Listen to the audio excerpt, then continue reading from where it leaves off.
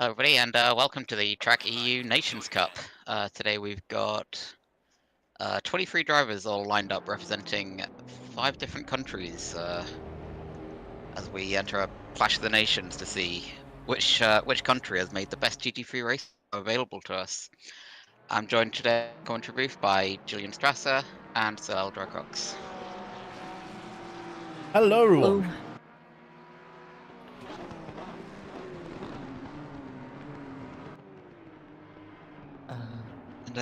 So today we've got a 90-minute race ahead of us. It's include at least one pit stop, the pit window being pretty much the 10-minute window right in the middle of the race. So maybe an element of strategy to come into it there as well, but I imagine the strategy, more importantly, is going to be in the interclass battles as well, because you're not racing for individual performances here, you're racing for the country you are representing. So 2 American cars battling for position doesn't help in the cup, doesn't help where it counts. So who knows, we may see teamwork emerging between people who haven't coordinated it and just react to the situation. I'm quite excited to see it. Julian, as one of the organisers of this, is there anything in particular you're looking forward to seeing? Well, I think you explained it quite well there. And well, I'm really looking forward to seeing some of these cars racing around Monza. We all know that Monza is a very high-speed circuit, so cars like the one we have on screen right now, the Jag, might not be as bad as they usually are. Obviously, they are old cars, so they are not any more really competitive on most circuits.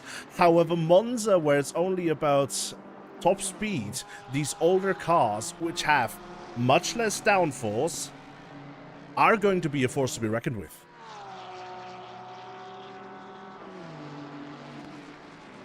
That is very... And same is true of a few other oddballs as well, such as, I know we've got at least one Nissan which quite savage on the straight lines as well. So, that track to give us a nice shake-up in the usual running order. Yeah, not to mention that just in general, amongst the teams, there's a large car diversity.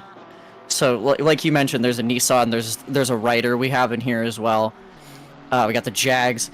It's very wide open. A bunch of people are trying a bunch of different things here to try and kind of make some headway against other drivers. Yeah, one of these I imagine some drivers are out of... Sorry, Julian, go on. Well, one of these oddballs is currently also the writer, driven by Ekimali Boran Şensoy from Turkey, representing its team Italy today. As we heard earlier, it is the Nations Cup. It is about representing the country of the manufacturer. And yeah, exactly, these oddballs are what we are glad to be seeing today in droves. Especially as we see drivers using possibly ice too, or that they're not familiar with. So it'll be a challenge to adapt for some people, I'm sure, but it works out. We should be seeing qualifying time start to roll in soon as well. We are, of course, in qualifying right now. No times on the board just yet. Drivers just circulating around, some starting their fastest laps, some just wrapping them up well. And with that, we should start seeing where people start filtering in. No, I think we've got the first few laps here with the 1:48 already starting to come in. That is very competitive lap times for Monza. Current leader is Midnight Hurricane. With that one.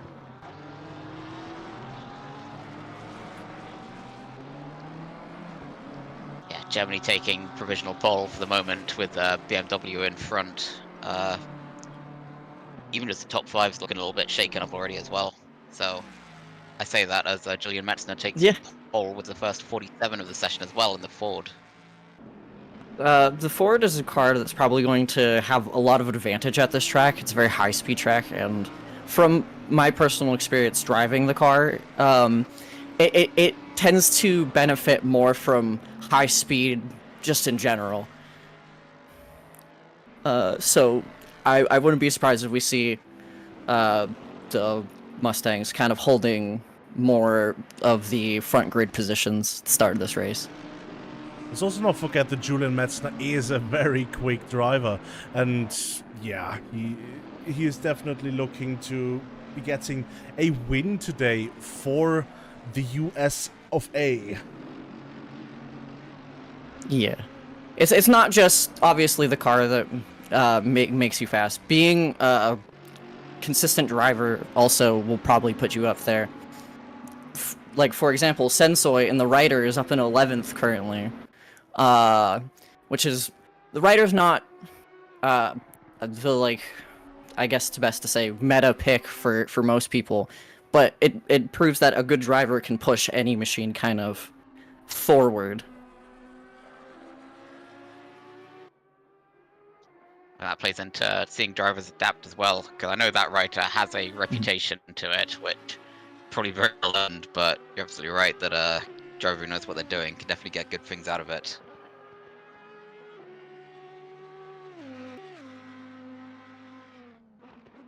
So currently There's it something kind of looks like... satisfying as well about just seeing the Ford Mustang living up to the old American reputation as well for making cars. And it does currently look like the other Ford Mustang is looking to take pole position. Berkan Kilic is in P1 now, and it is a Ford Mustang 1-2 in the qualifying session right now.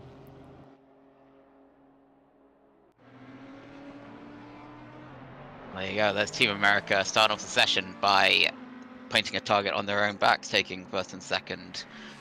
Not even halfway through the session yet, but I'm sure plenty of people in the field are taking notice of that and thinking about how that's going to play out in the race already. I know I am.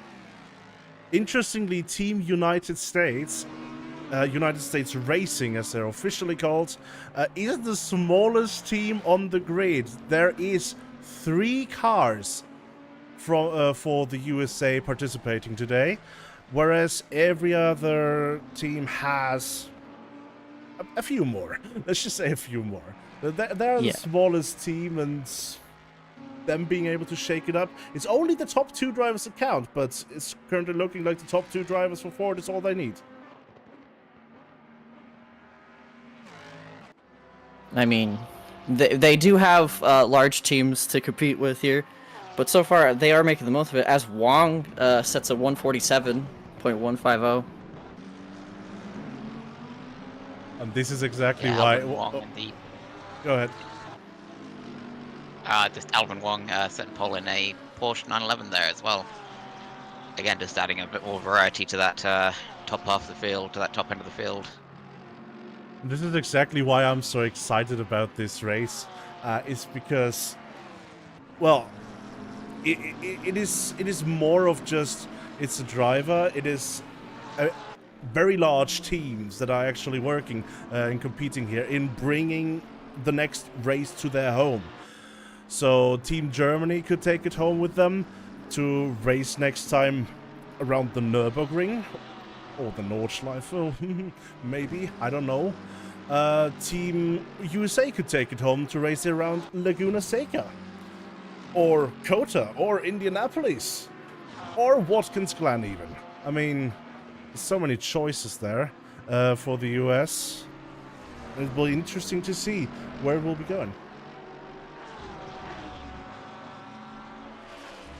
Yeah, I completely agree, especially, as you say, there's such a diverse selection of tracks in America available to us in ACC. Unlike the car selection, which at the moment is not very diverse, we do not see many different manufacturers and models from America at all in ACC right now, do we?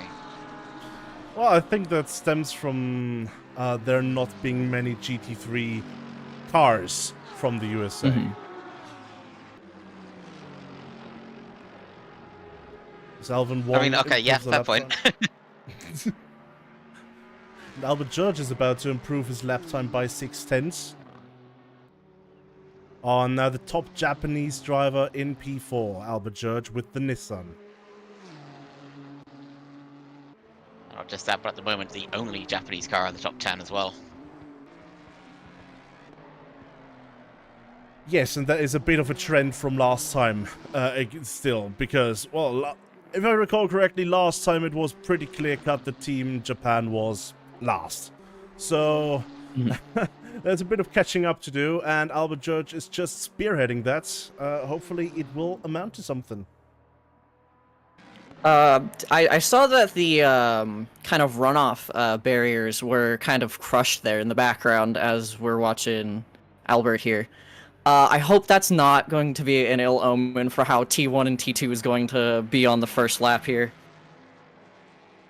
I'm confident that the drivers are capable enough, but it just takes one person making a mistake to cause a bit of chaos there. It really does. And with the field being quite diverse anyway, at the best of times in ACC, the range of GT3 cars that we have, all braking and cornering very differently to each other. This time we've got so much more diversity as well. Excuse me. Exactly as it was said earlier, Yeah. Audi. We see an Audi going off in T1 there in the qualifying session.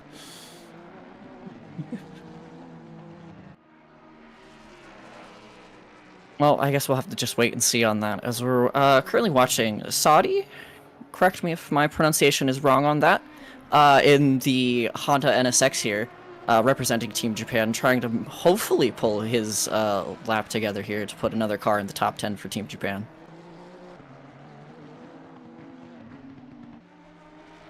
Yeah, the top 10 is definitely the goal here for another Team Japan driver. We have Said Saadi currently in P12.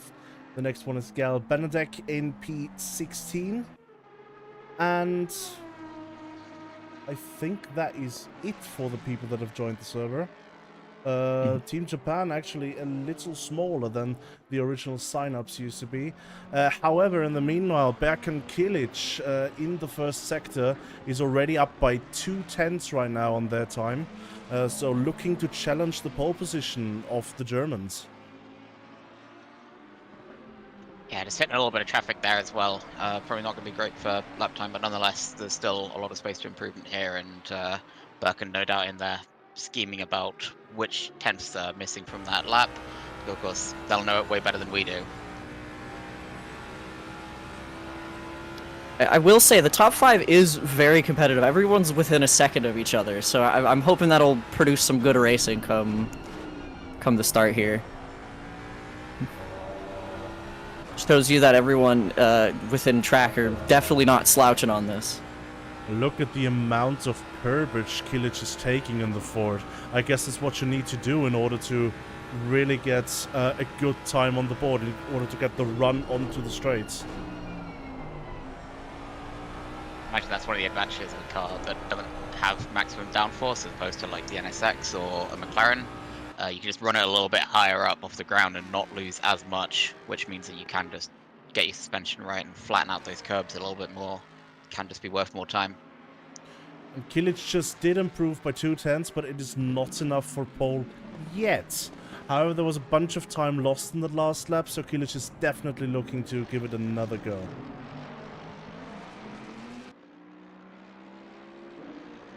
In the meantime, we have Adrian Dubrovka improving by 1.3 seconds, it looks like, up into P21 in the V12 Vantage. There's an off-pick that you don't see very often.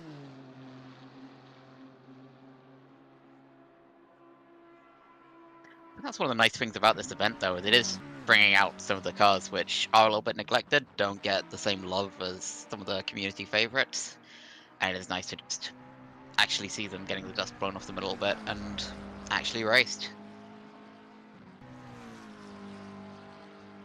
It looks like Scott Brewer is also wanting to get within the 1 second gap from the pole position. Currently a bit over a 10th up on their time, coming into Parabolica now. Yeah, 2/10 currently on the Delta right now with only one straight left. Powering down towards the start-finish line to see what this turns out to be. It is an improvement. It is a position as well. That moves Scott Brewer to 5th place with a 47.855. And this means, except for Team Italy, every team is in that 1 second range, and every country, every nation is in the top 10 right now. So that is looking rather balanced, even though the two Fords are still lingering well there in P2 and 3. Definitely good to see everyone kind of having at least one kind of horse up there in the top 10.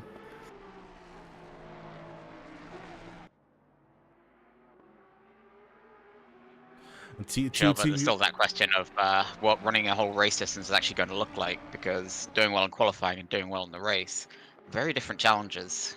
That's a good point. We can already see now towards the end of qualifying, a 20-minute session, that it is getting darker.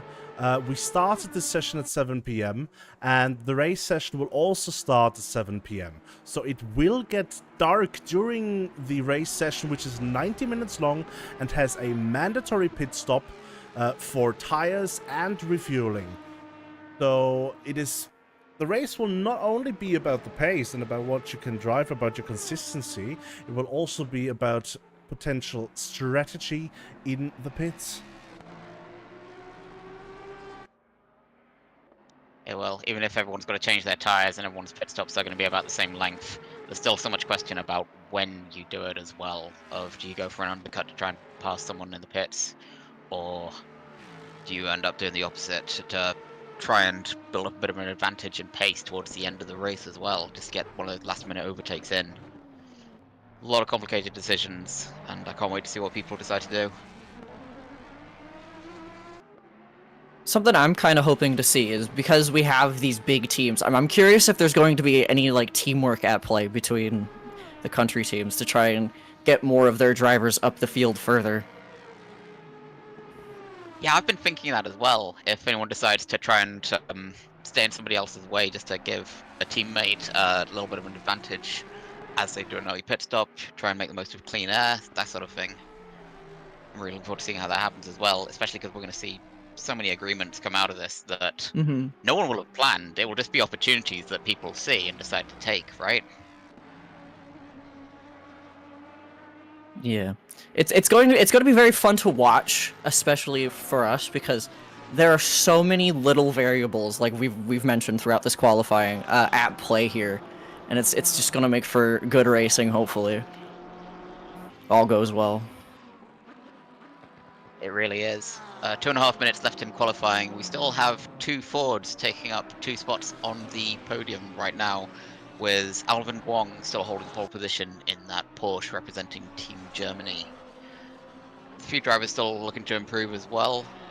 I'm not seeing a whole lot of movement of people moving in and out of the top 10. I don't think we're likely to see that, but nonetheless, in the middle of the top 10, I can see decent little chase going on of people trying to swap positions with each other. A lot of deltas looking quite good right now. Yeah, Midnight Hurricane here in P6 currently with the BMW could make up 2 or 3 positions even, with a nice last sector, currently 1/10 up on the time, now up to 2/10. Maybe let's see what the exit is going to give them. Back down to a 10th. However, we still have Parabolica going, and that is from P3 to P6. Everyone is very close together, so it could be easily made up a few positions there if you just gain a few tenths.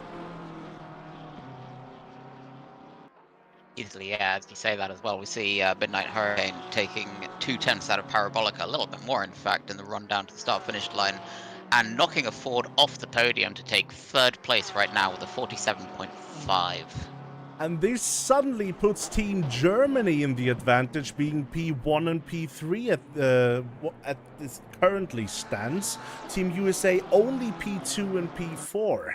In terms of point scoring, that would mean that Team Germany would win this event if this were the final results of the race.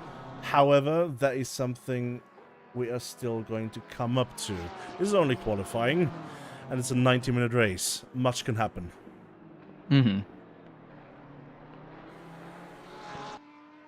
Especially, I'll be keeping an eye on Alvin Wong in particular, personally, just because, despite how many times Lucas Lichten seems to have proven me wrong on this one, I still believe the Porsche is slower over a whole stint than it is over a single lap, just because the fuel weight is quite disruptive to the balance of the car. At least that's been my experience driving it personally, and these stints are, of course, longer than we've seen in VTrack. I have also heard that the Porsche is not the best on tire wear. So if we have to go a 45-minute stint on the same set of tires, that could really affect not only the rears, but also maybe even the fronts, to change the handling over the duration of the stint. Yeah, completely agreed. I imagine that's going to be a high downforce and low downforce difference we see as well. We see Alvin Wong coming around parabolic as well for the last time. Session is over. Alvin Wong just looking to secure that pole position a little bit more. Oh. And they do so with the first 46 of the session of 46.8. What a Absolutely lightning fast lap statement. time there. Turned that Porsche into Definitely. a rocket. My goodness.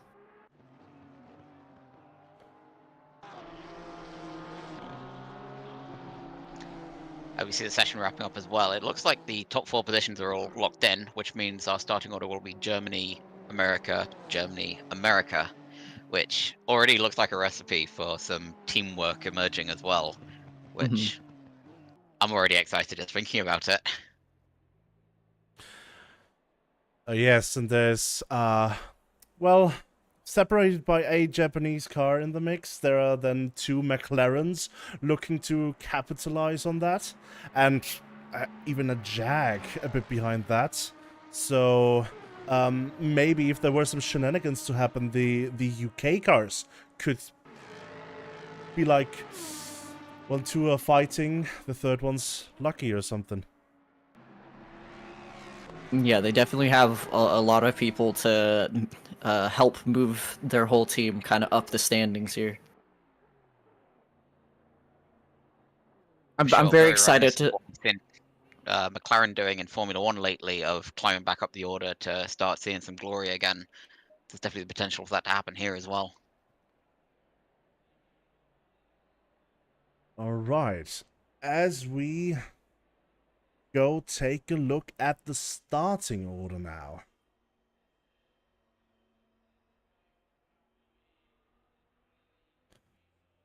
We have in P1, Alvin Wong, followed by Kilic in the Ford.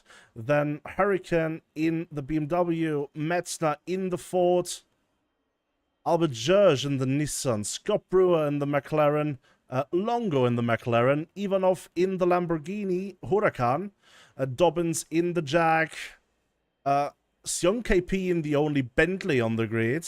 Props from me as a Bentley fan. The Gal Benedek and Saitadi right next to each other in the Honda.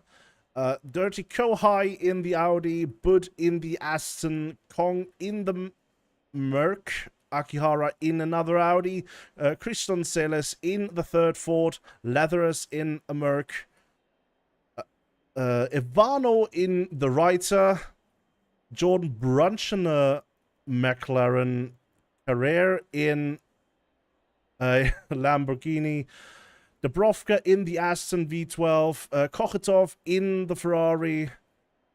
Then I have to quickly scroll down. There we go. Hasenator in the Porsche, Gomez in the BMW, and rounding up the grid, just joined Daryl Young in the Reiter. Daryl is a rather quick guy, and he unfortunately didn't get to qualify, as it seems. So he'll be looking to mop up the grid from behind.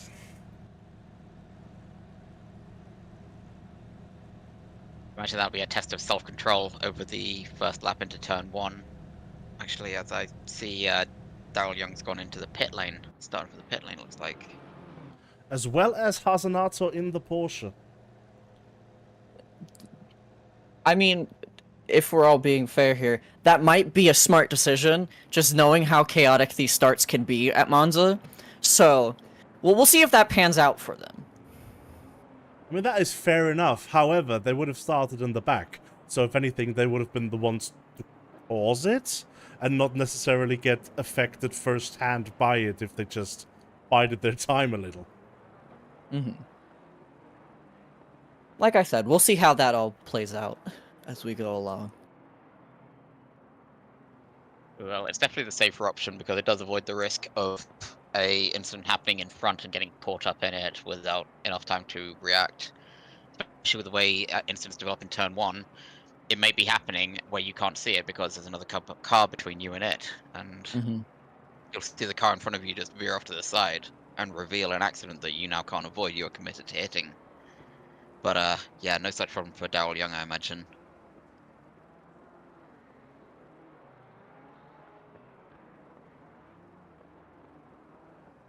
Everyone's kind of filing up here for our pace lap. A lot of people are warming tires, as we can see, making sure that they're ready to go for when we get the ball rolling here.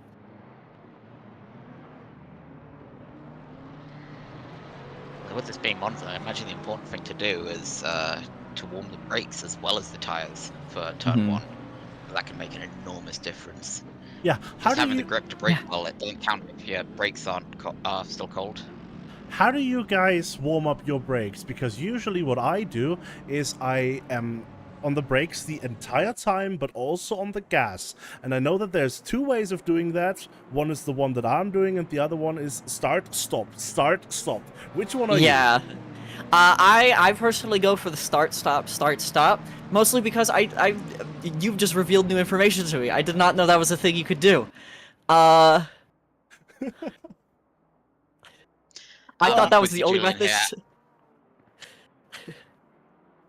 Oh no, I'm with you, Julian. Both pedals going all the way as well, personally. Let's go. My reasoning's always... Go on, Julian, sorry. Yeah, I mean, it is... I have learned this in ACC, and I know in different sims, I don't know how effective this strategy is. It might be less effective in, for example, iRacing. I am not sure. However, it is what I've come to learn, and it is what I've come to like. I'm doing it now everywhere, just staying on both pedals the entire time. It's just... Start, stop makes me nauseous. I mean, that's fair. L too wide, as we get closer to the start-finish line here. Yeah, I can see a couple people doing that stop-start motion that you're talking about, Julian. Yeah, I mean, once you get it pointed out, you can see it everywhere. From the sky, it looks a tad silly, but as someone who does it, I understand why they're doing it, I guess. It is a bit like driving on the highway, and you can work out who's got cruise control and who doesn't in their car, doesn't it? Very stop-and-go traffic. Lining up to the start now as well. This driver's staring at those red lights, waiting for them to go out. A long march down to the start of the race. And we're away. Team Germany making a great start as well, with Hurricane having a peak at second in good position to attack into turn 1 as well. Team USA to turn 1, heavy on the brakes. So far, so good. Ooh! Hurricane. Ooh, it's become stop-and-go traffic. There are cars everywhere right now. Oh my goodness. Oh! There were a few incidents there to Team UK members. Longo, for example, here starting in P6, has not gotten the better end of the stick. However, there is a heavy fight here now brewing on for P3, as it seems. Oh! Ooh, contact! Between, I think that was, It was Albert Schurz and the Nissan getting a bit unsettled there. Having contact with someone else, presumably.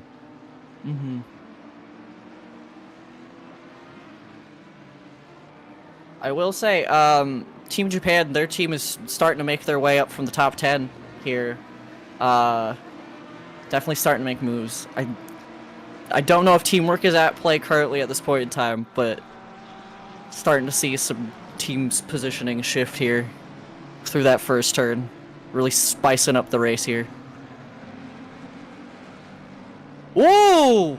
That was a big jump over the curb. Bit of the commentator's curse. Oh, and another car! That curb is absolutely just launching cars into the grass. Let's have the instant replay here. Let's see what happened to Ikim right after that. Oh, taking the inside curb just a bit too much. Yeah, you could see he got that bit of a bounce over the curb and just slid straight off. That exactly the same mistake and the incident. exact same result. Yeah. Yeah. So now from the beginning, we have the winners and the losers of the start. Winner is, for example, Gomez in the BMW making up 8 positions in the start. And loser is definitely Longo, getting taken out in the first chicane. 16 positions down from the starting grid position. Mm-hmm. Oh, another Team Japan car. I think, yeah, the commentator's curse is definitely coming out right now. Who was that who just spun? Let me check. That was it's Benedict who spun. Yeah. Unfortunately.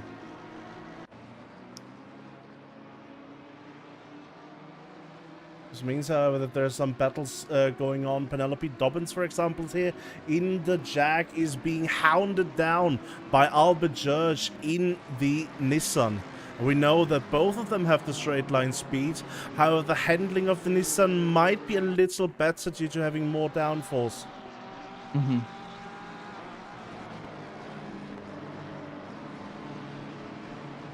It'll be interesting to see as well how this plays out, because I have this theory that the cars with lower downforce will have less tyre wear. So for instance, Nissan GTR, for all of its faults, it has very light tyre wear on it. It is very difficult to burn through your tyres fully in a stint. That is Whereas fair. That Lamborghini ahead of these two, we can see. I don't think that's truthful. I think that is a high downforce, heavy tyre wear car. it is more modern. It is the Evo 2. It has, by nature, more downforce. However, does it maybe have other technologies that make the tire wear better? I don't know. We'll see, I guess, towards the end of the first stint. Couple cars there, There's nose also to the tail other through the chicane. There's Dirty Oh, yeah. Kohai, for example, trying to make moves on Bud right ahead for Team Germany.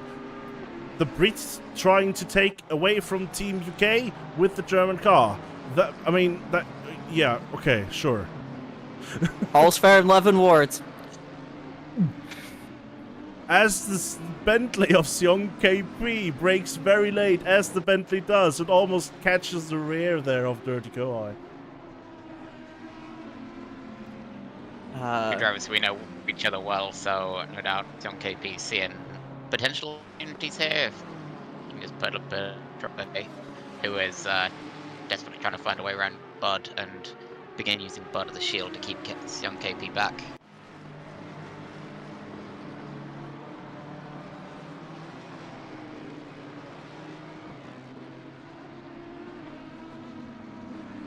A little bit of a mistake there coming into Ascari as well. Big momentum loss for Bud, and that just puts Kohai right on that rear bumper. Going out of the slipstream now, lining up to go the long way around in Parabolica. There is an overlap. Just wait to see how it pans out at the moment. Car's still too wide going through Parabolica as Dirty Kohai just runs a little bit wide, can't quite find the grip, can't quite keep the momentum. Puts him under pressure from Seong KP, who is charging up into towards turn 1 right now. Bentley top speed, we know it's good, but nonetheless Dirty Kohai is holding on very well here. Blinded from the braking point for turn 1 by a car in front, but nonetheless all seems good. I shouldn't have said anything. Albert looking to almost make it go 3 wide there also. Looking, but he didn't do it.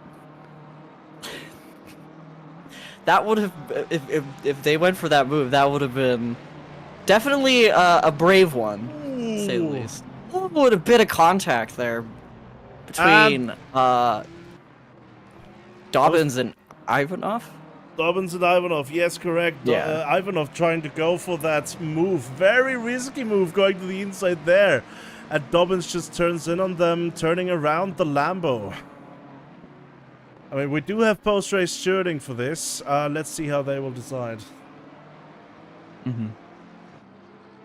I trust that they can make fair and honest decisions about this. But regardless, Akihara currently trying to make some a gap here on Ivanov. Yeah, sorry, my bad. Had a bit of delay on the update. Now that they've made that mistake. Oh, we got a bit of a slide for the Bentley behind. Oh! What was that? That was Ivo Gomez. Gomez in the BMW, and there's a Lambo right behind that. That curb is absolutely just eating people up. This race. People are trusting it a little too much as they come through it. Getting that loss of grip and just sliding. This is, what, 4? Is it 4 different cars, or has it been 3 different cars? 4 so far, that we've though. seen so far, and Ivo Gomez does not look healthy. Oh, yeah, that might need some service time. Let's see if he goes for the repair now. We have a 15-minute pit window. Yeah, he's staying out, waiting until the pit window opens. Brave So soul. long as they can kind of just keep the car on the track, I'm sure that they can kind of make their way in when the opportunity arises. But we'll have to just wait and see. Oh, another car slipping. Not Zool. Car's diving to get around. And now the Audis are right next to each other. Yeah. Trying to work out if that's crabbing or not. That was an odd place to lose traction like that as well. Mhm. Why we don't see that accident often. I think it was just a bit too lead-footed there on the coming out of the corner, and maybe taking a bit too much of the curb in addition. So there's something that can easily be done. Yeah, definitely. Especially if we've got a driver who's tempted to try and run the traction control quite low as well. I wonder if that's what we're looking at with Akihara as well, if that's a decision that he's made. On Dirty Core trying to go on the outside once again, and this time not making it stick, but Jordan Brunch overshoots the braking and... Oh! Holy mackerel, that was close. They did touch, but it was fortunately not enough to spin any of the two around. I thought we were about to see another Kohai Brunch crash that has seemed to become a little common between the two of them in recent seasons. But no, the two of them keep it as clean as they can. They do keep it clean. Oh, just barely. That is definitely a highlight for sure. Especially the recovery as well. Like, keeping your head cool in an incident like that is sometimes the thing that saves you and keeps you going. I think that's exactly what we've seen.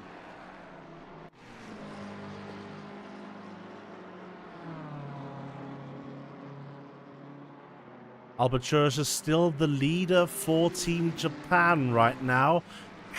Still hounding down Penelope Dobbins in the Jag. Seemingly unable to get past. Has a better run on the outside here into Ascari. And manages to make the overtake done on the outside there. Entering Ascari and is in front on the back straight. Can Penelope Dobbins get that back on the main straight, however? Because the main straight is very long and the Jag is very top speedy. It is, but so is the GTR as well. We really are looking at the battle of the top speed titans here between these two. At the moment, True Parabolica, Albert seems to have managed to build the gap a little bit, built up a little bit of a safety net, but not quite enough. Penelope's still enjoying the benefit of that slipstream, seeing a little bit extra top speed to close the gap. Approaching the turn 1 braking point. Not enough to get alongside, but nonetheless still enough to stay in that mirror. Both of these drivers, regardless of the car, are quick. Albert Schurz having a big connection to Japanese cars, usually driving the NSX, however. More recently having switched to the BMW M4, and today deciding to get back to Team Japan with a more, well, with a more BMW-like car, let's say. Because, well, both of them are front-engined at least. Not like the mid-engine Nissan. Not like the mid-engine Honda. Penelope Dobbins in her own right is a very quick driver as well. However, not usually driving the Jag, if I recall correctly. However, does like to take it from time to time. This is one of the things I've quite enjoyed about seeing this all developing and qualifying. We're seeing drivers in cars that they're not used to, cars that they wouldn't normally pick. And, you know, we're seeing very capable drivers adapting to something very different. I'm really enjoying it so far.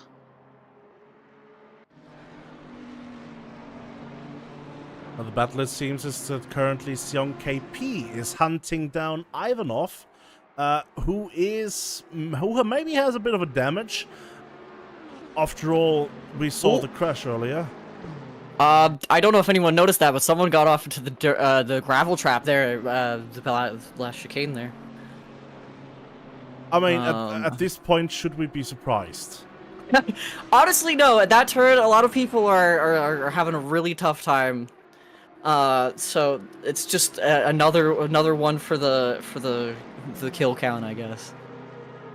We really should have seen it coming though. Ascari is one of those corners where you do need to be brave on the curbs to maximize each corner radius, even if downforce cars. We see this all come undone.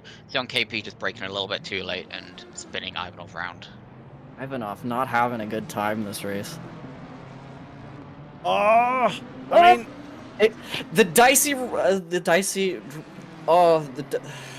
we did say. Look, okay. I'm trying to say things, but more stuff keeps happening. As an organizer, I will say I told these people before the race, if they take someone out, they need to wait for them to pass. However, I also did say they need to do that in a safe space. That was not a safe space. Yeah, that's definitely going to be something that's looked at after the race.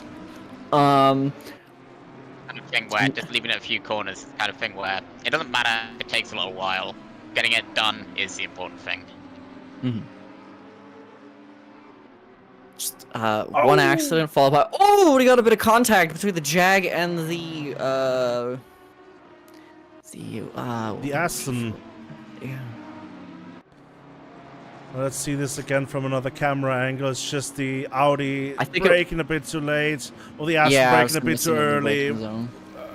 In any case, the car behind should always be able to not enter the rear of the car in front. Those words were chosen deliberately. We love a good phrasing.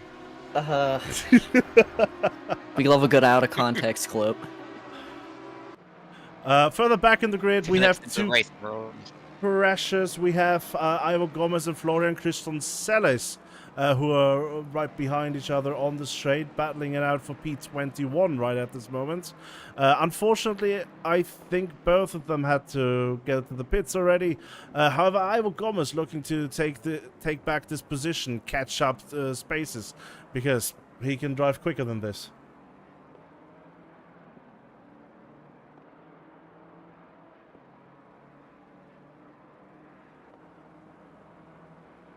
Of course, and we're seeing that as well in the best laps as well, which are looking very jumbled up and in the bottom half of the field, very in the wrong order. See if we can get a little bit spicy there. Yeah, some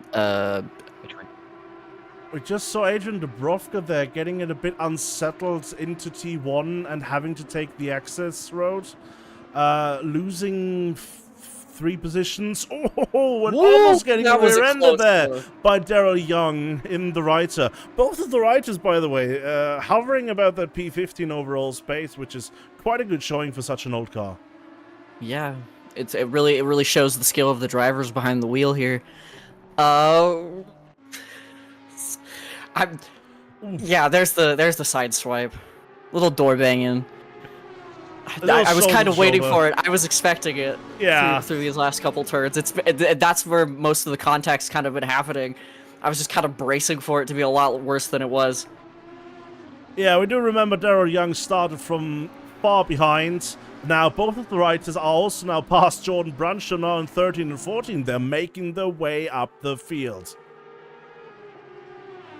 Maybe see a bit of rider teamwork as they kind of get closer to one another.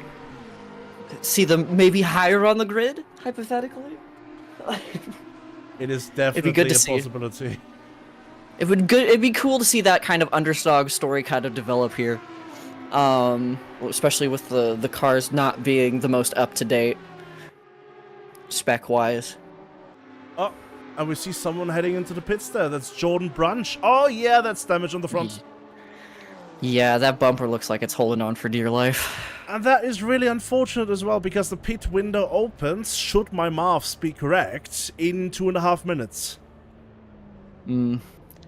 Yeah, the damage is probably causing the handling of the car and like to not probably be as good. That's probably why they went in. But regardless,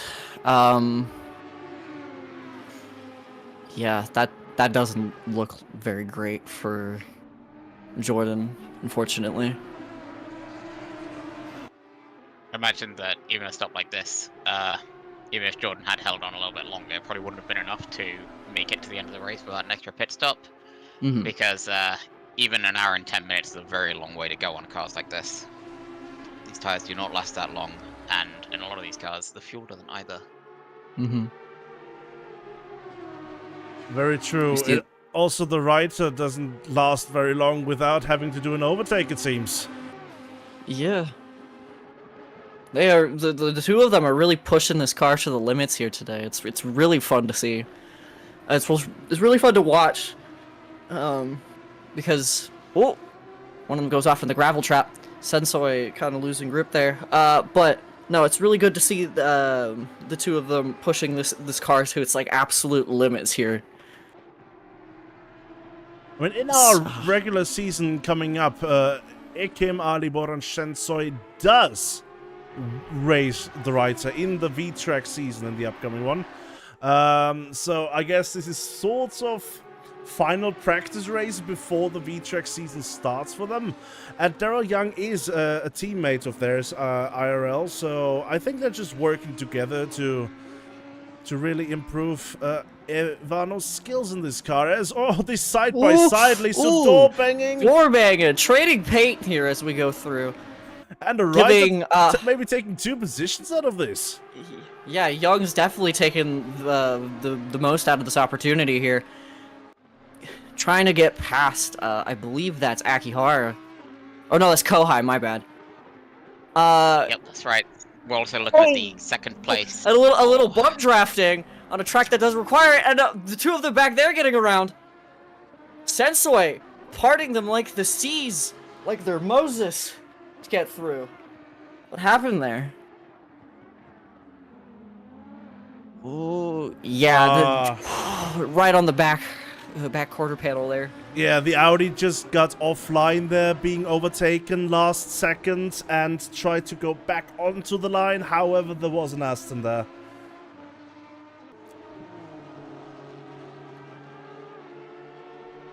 Definitely exciting progress for Daryl Young, who is currently the second place Team Italy driver. So every position now counts as points towards Team Italy. That is right. Reiter does count as Team Italy because it is based on the Lamborghini Gallardo, right? Yeah. However, Reiter Engineering is technically a tuning and racing company from Germany. So I guess this is sort of intercultural. A bit of a collaboration. One might say so. We're seeing the green, white, and red on that car, which seals the deal as to which team which country it's representing. But we may be seeing a custody battle in advance of the next race, should this turn out very well. Oh, and this Honda does not look too healthy of Said Saadi there in P14. The bonnet is a bit raised, if I see this correctly. Do I see this correctly? Yeah, it's a bit crunched up there. I know both the Hondas were having a bit of a rough time at the start of this race, so not surprising to see that damage on them. However, since the pit window is now open, 2 people have entered the pits. Kohai and Bud going for an early pit stop here. Probably to repair damage as well, as we saw both of them get involved into something during the race. I imagine people are wondering if they can make the whole race in one stint from here, and anyone with damage repairing it right now, making the decision, would it be faster for me to brave bad tyre wear later in the race, or brave this damage now? The answer usually is a bad tyre wear at the end, so I think they're making the right choice there. Our only Ferrari in the grid also entering the pits right now.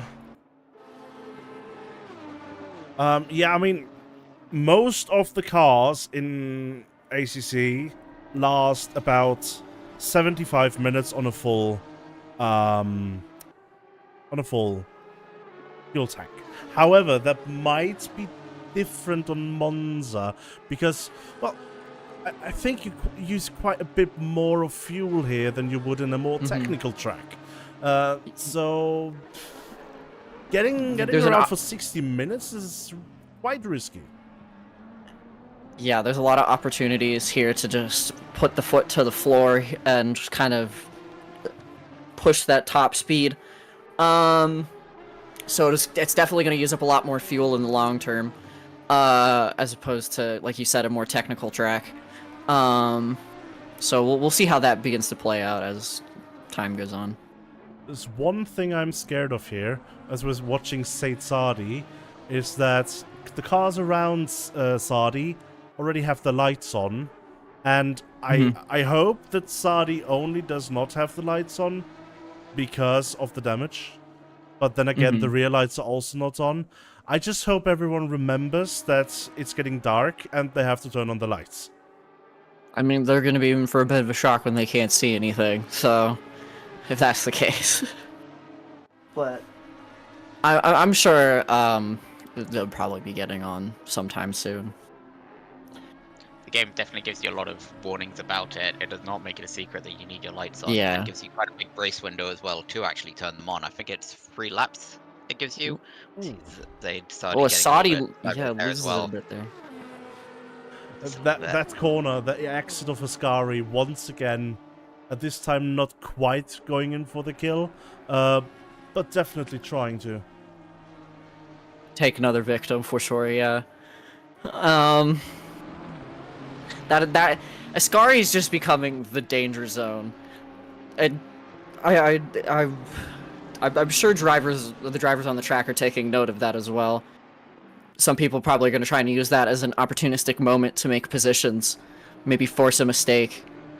As we saw with Albert Giorgio already earlier, who made an overtake going the long way around through Ascari, but still made it stick and found the grip halfway through.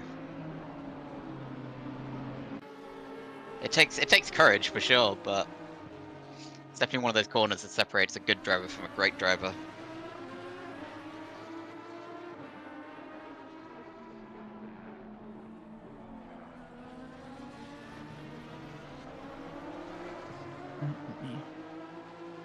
So if I look at the lap times real quick, it seems that the purple lap is by our current race leader, Alvin Wong, which is a 147.255, which is 6/10 quicker than the next best lap, which is by our P2 driver of Julian Matzner in the Ford Mustang. So it looks like Alvin Wong has not yet had the penalties of the Porsche opposed upon him. I don't know, that was the wrong word. But I don't know which word I was looking for there. Anyways, Alvin Wong doing really well right now. Let's see if he's able to catch that towards the end. What I can see right now is it seems like Scott Brewer had an issue, and Midnight Hurricane is now suddenly right behind them, battling for P4.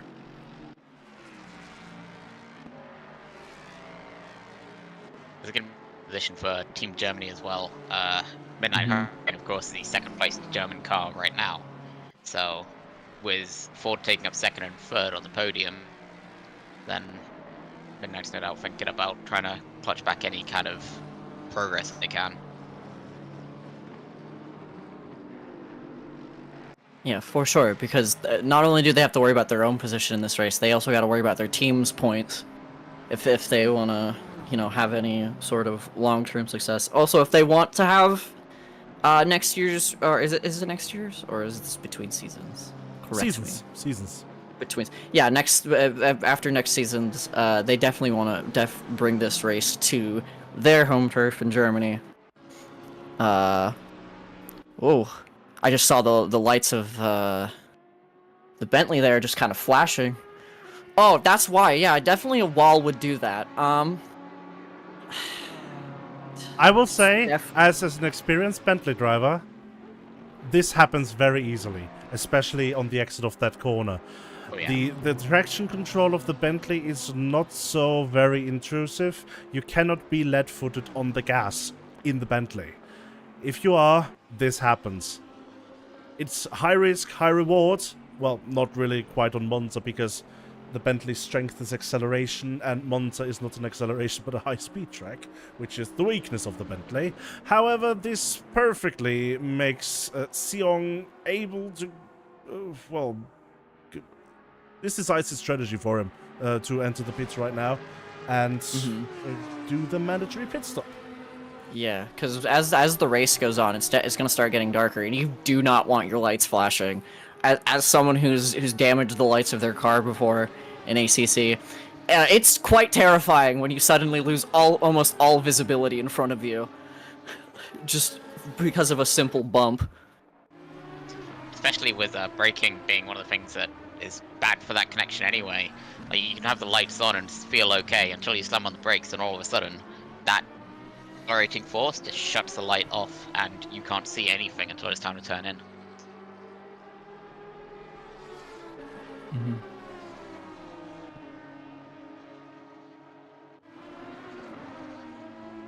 We just saw Sadi almost going for a move there on Adrian Dubrovka, not quite managing to make it stick around the outside into T1. Sadi will try again, however.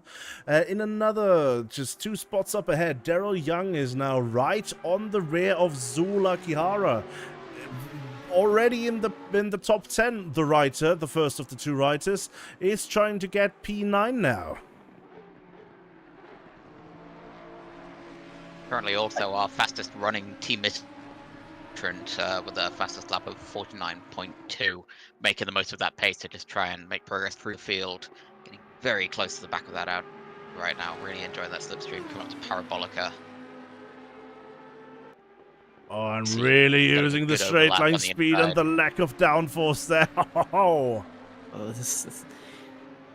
and that's the lack of downforce. Oh no! Oh, I was about to say I'm really enjoying seeing the riders, the rider engineering cars making their way up the field. It's been very interesting to watch, very exciting. That's really unfortunate. I'm sure Daryl Young is definitely going to make some sort of comeback from this, but that's so unfortunate. The writer learning experience strikes again for sure. Yeah. But if yeah, they're already a driver of this field who can tame it. It looks like it's Daryl Young. Ooh. Real slow through there. Yeah, they're very respectful with one another, Sadi and Adrian Dubrovka. I think they've seen the chaos that can be caused in this turn, and they've decided maybe let's not push it. But Adrian is going for it again. Oh. Let's see if they can be 2 for 2 here. Oh. Making the pass on the outside. Despite having slightly nice braking, come out with a scurry there. Adrian is just a bit too timid on the entry to corners. 2 of them definitely having a very good battle though so far. Another battle right now that's heating up is Midnight Hurricane for P3 with Scott Brewer, as it seems like we have lost the Ford. Oh? Yes. Which Ford did we lose? We lost the Ford of the German entrant driver. Yes, no 346, Christian Zels. It was Birkin Kilic. Yes.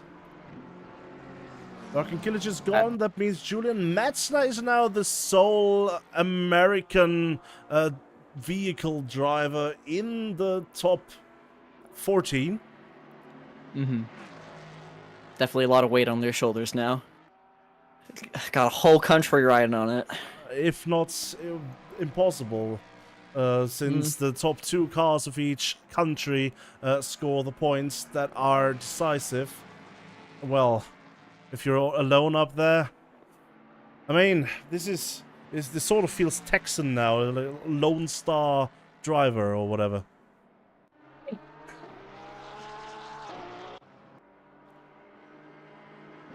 I got some flashing of the lights here. Some flashing and some close battling in 2 positions right now. There's a yellow flag. Whoa! As we ride right past the accident. Who was that? I wasn't able to make it out. It might have been some of the Great Britain drivers. Are we able to go back and take a look at all? Well, not if we don't know who that is. That was just 2 drivers losing quite a few positions there, it seems. Oh well. T1. No, second chicane what it was. Second chicane is also a very dangerous spot. Maybe they were trying to go side by side again, and an overtake through there is always dangerous.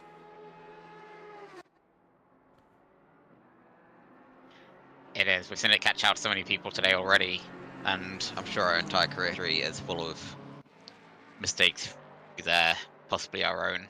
But I don't want to talk about those. Ooh, right over the curbs.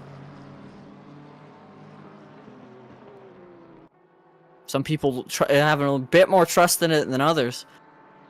They go straight over them. Especially because that's the first difference between mid-engine and front-engine cars in ACC that people learn about is the front-engine cars can just be so much more brave over the curbs.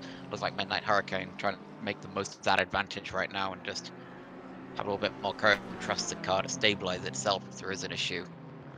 As Scott Brewer is the first of the front runners entering the pits. Very early pit stop.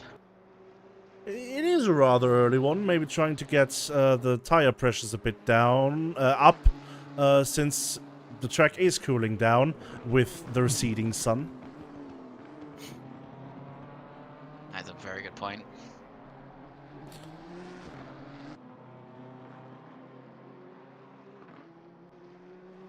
Maybe give some other countries an opportunity to push one of their drivers up the field a bit. Kind of differentiate strategy from what they're doing, seeing if that can get them a couple positions.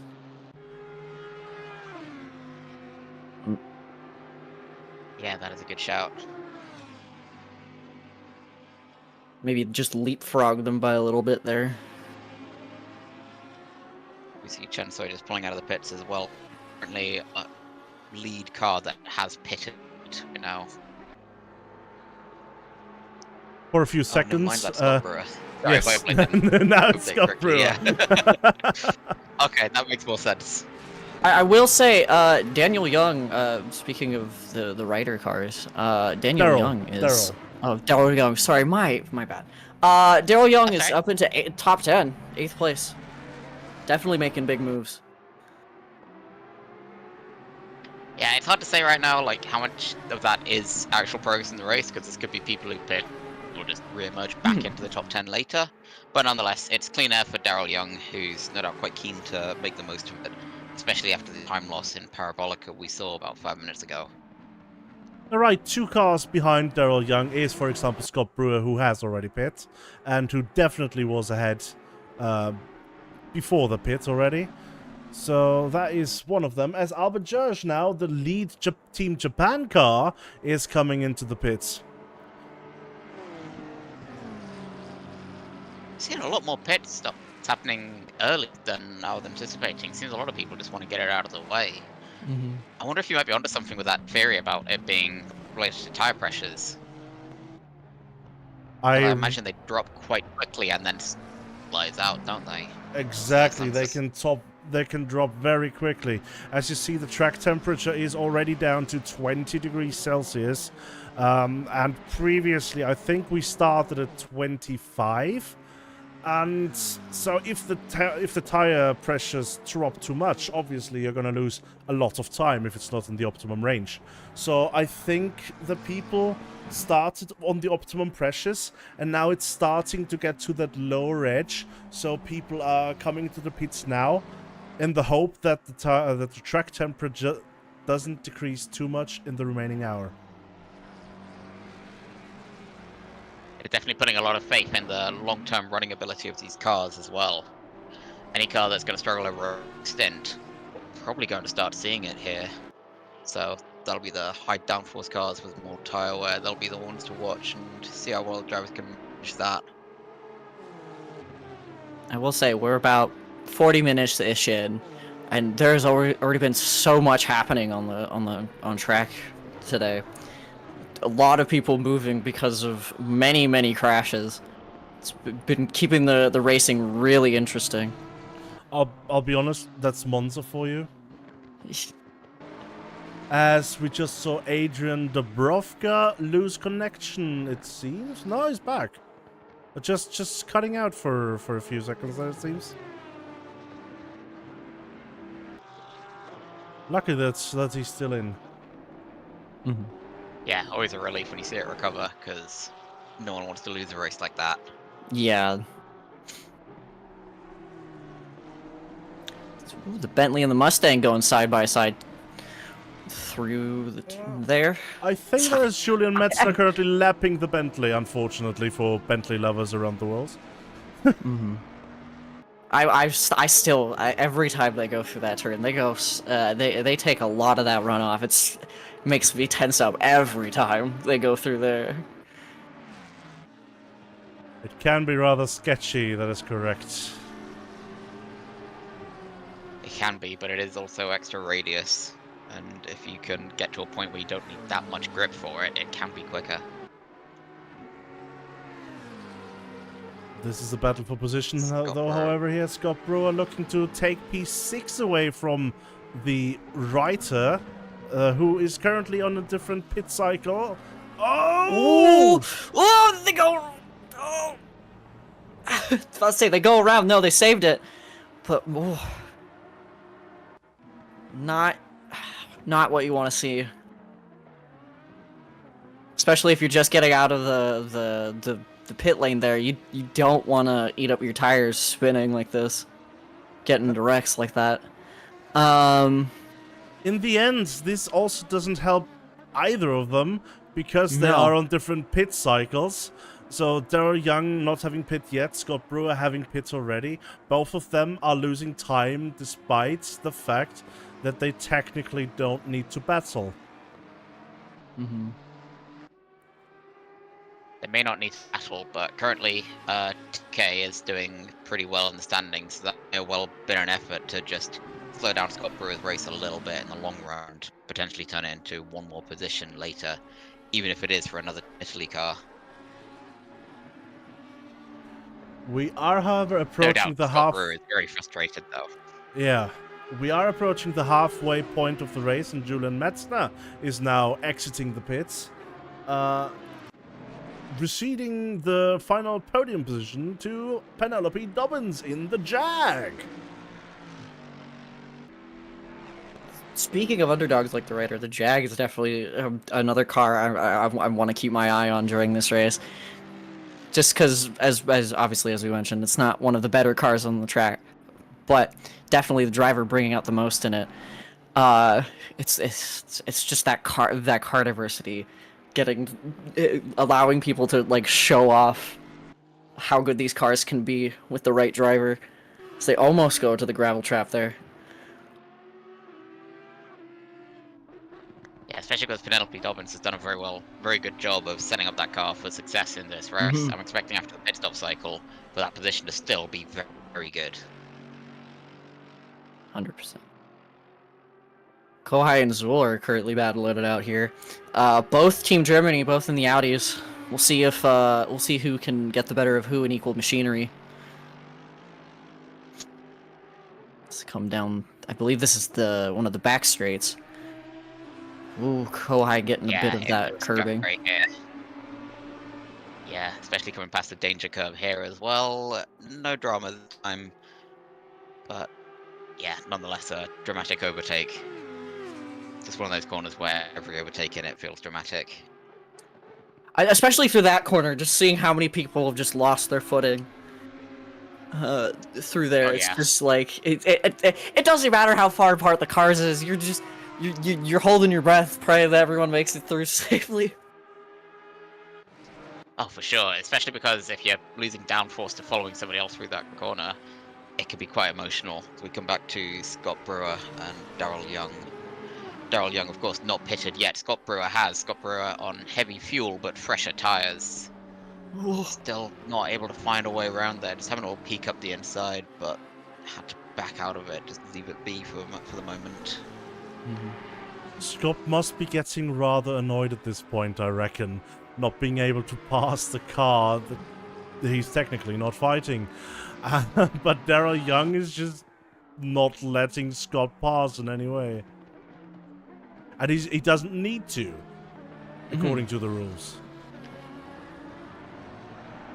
Yeah, absolutely. This is all perfectly above board, perfectly allowed. And I imagine just playing into some bigger strategy ambitions. I mean, there is Ivanov still ahead in the Lamborghini, ahead of Daryl Young. So it could definitely help Team Italy to hold Scott Brewer up a bit and to not just let him have his way. For sure, especially because I don't think we're expecting another Team UK car to take second place. I imagine Scott Brewer probably is the favourite for it at the moment, even with the pit stop cycle. So this is still taking progress away from Team UK. Speaking of Team Italy, however, it seems like Ivanov is currently being challenged by Julian Metzner, the lead Mustang.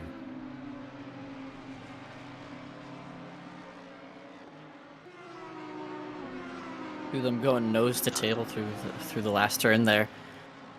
I think we're gonna see the Mustang really get that draft and go for an overtake here. That's one of the Team NASCAR experience coming out in GT3s this time. He's got, of course, on different strategies here. The Ford of Julian Metzner having pitted already, and the Lambo of Ivanov having not. Gets the position quite easily through turn one though. Yeah. Daryl Young is now coming into the pits, and there's a Porsche right behind it as well. That is our leader, Alvin Wong, is in the pits now, finally. They've built themselves a pretty sizable gap. They can afford, even if their pit stop needs to go a bit longer, they can definitely afford to take it right now. I think if the relative is right, or they do have a lap up on, I think, everyone right now. The relative might be right, but is it righter?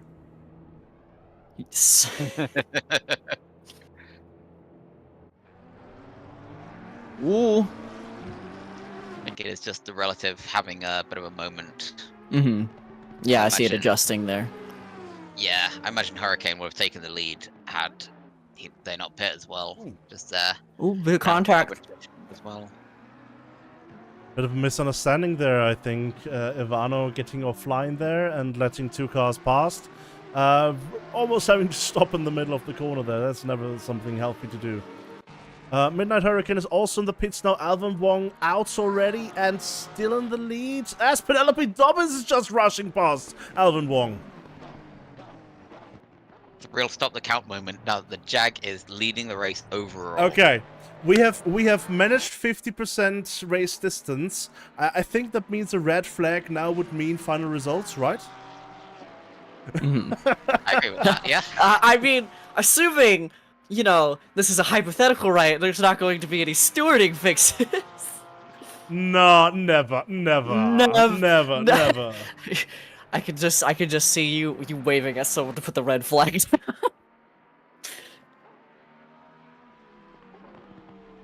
No, I haven't even done it for myself, so why should I do it for the Jag? So let's see how the Jag can defend from the Porsche.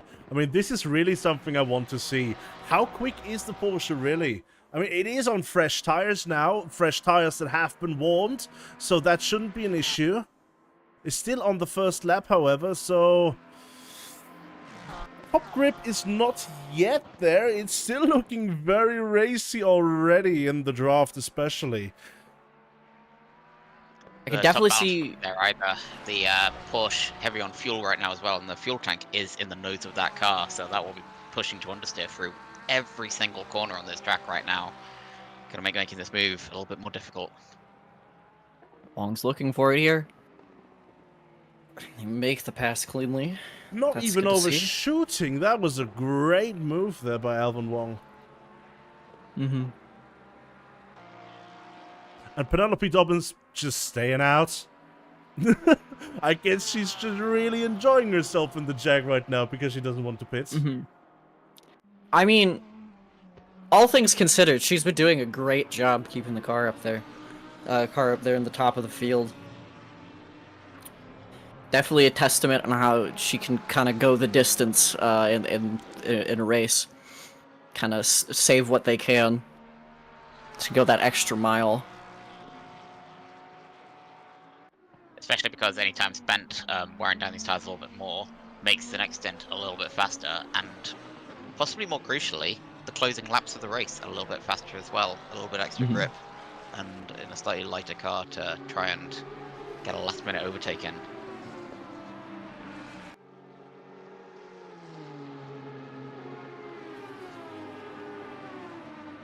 Back to Bud now, chasing down Chensoi and the Reiter as well.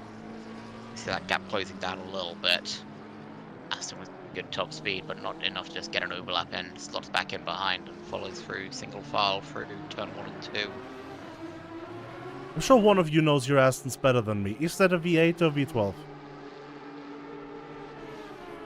Ah. I think that means neither of us know our Astons better than you do. But great. Let me check. We're looking at Bud. But I think it's Bud a is V8. they're in a V12. Oh, getting very close. It is the V12. That explains the straight line speeds, and it explains how they were able to overtake now just here. And right behind is the next V12 looking to take advantage of the situation. Yeah, Adrian Dubrovka watching all of that unfold, no doubt smelling blood right now. Adrian Dubrovka is the biggest Aston Martin fan I've ever seen. His Discord profile picture has always been your lack of Aston Martin is disturbing or something like that. Just as text. So Adrian will definitely want to get the better of the Reiter. I mean, it's, what is it, 2 years older than the V12 Vantage? Oh yeah, that thing is basically antique now in the world of racing. I mean, both of them are, if we're fully honest. That is true. The Reiter going a bit wide. And another Reiter getting racy. Trying to make a move on Kohai. They were looking for it, I could see it, but I don't think they had the speed to get past. They may not have the speed, but they have the motivation for sure. We're looking at second place Italy versus second place Germany right now. Woo! Kohai getting a bit loose there. I think Closing the door. I think you'll find as well third place Germany, because we have a BMW and a Porsche ahead. Oh yeah, I missed the BMW. My mistake. Yeah, easily done. I don't like BMW either. Anyways. Alright, moving swiftly on. Still crucial for Dirty Kohai, who is lit up from the urgency of just keeping this position because it's all team progress for Dirty Kohai regardless. Sorry, Daryl Young. I've done it again.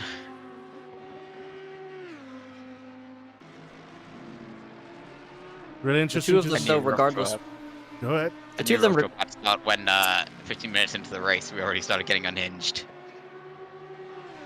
What do you mean already?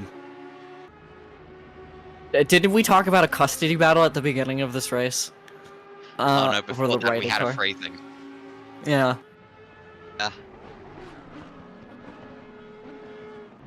The only I thing will I say, know though- is that they are side by side now into T1, and they did not touch. Daryl Young, I think, made that overtake stick in the Reiter against the newest evolution of the Audi R8. Showing just how timeless that Reiter really is, and also showing that the move in turn 1 is possible. The two of them, regardless, giving us a great show right now as they come through the chicane. Kohai picking up a bit of gravel. And it seems like our Honda driver Gal Benedek has been disqualified for some reason. No idea why. Interesting to look into why that happened. What I know, however, is that Daryl Young has already gapped Kohai now. Kohai over his second back now. So, as we're only waiting for Dobbins in the front to pit at this moment, but she just seems to be enjoying her Jag a bit too much. Let's see. Still not putting him. Yeah, still making it look easy, still looking quite comfortable out there. But all the time this is going on, there's a shadow battle going on between Penelope Dobbins and I reckon Albert Georgie. I imagine those two will probably be each other's targets. Albert, of course, running around on fresher tyres on that GTR right now, while Penelope is struggling away on old worn tyres. Now, I have a theory. My theory Go on. is that Penelope Dobbins a slightly overinflated her tires in the beginning, and therefore now is still on a acceptable tire pressure. Oh, that would make sense, yeah. Because we're already down to 19 degrees now, and I think in the final 35 minutes, the temperature is not going to drop as much as it has, at the track temperature at least, as it has over the last hour. So, I mean, I don't know what it would help her to go like this, but if she enjoys it, sure, why not? And she's currently in P2, so there's something she must have done right. This also got us that glorious moment of the Jag leading the race overall earlier. So I imagine it was worth it just for that alone. It might. I'm sure the Jag heads at home were really excited about that. It might have been just a moment, but it felt like the best eternity. Hell yeah. Hashtag totally not biased. Some very impartial commentary going on right now Exactly. So here in the booth. Although with slightly less impartiality, I imagine Penelope is at the tail end of where the strategy will be effective and is probably losing time to it now. Rejoining Jan Ivanov, currently running 7th, our lead Team Italy driver. Just trying to... looks like that's the race leader as well, right in front. Yeah, Alvin Wong in that Porsche. So, bit of a comfortable gap right now for Ivanov. Ivanov, yeah, even with that very shaky start, getting a couple accidents at the beginning, it's definitely pulling it back pretty good for Team Italy. Definitely doing their best to score them as many points as they can in their home race here.